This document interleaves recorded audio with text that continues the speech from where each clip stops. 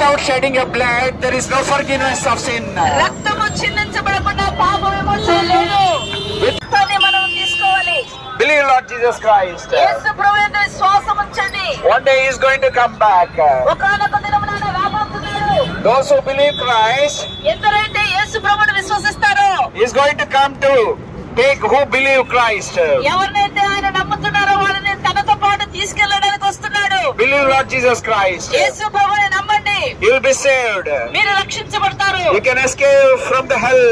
మీరు నరకం నుంచి తప్పించుకోగలరు. Hell is not for you and me.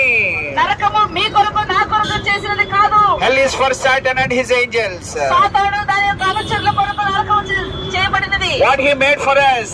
మన కొరకు ఏం చేశాడు దేవుడు? He made heaven for you and me. నీ కొరకు నా కొరకు దేవుడు పరలోకాన్ని చేశాడు. To get heaven, what we should do?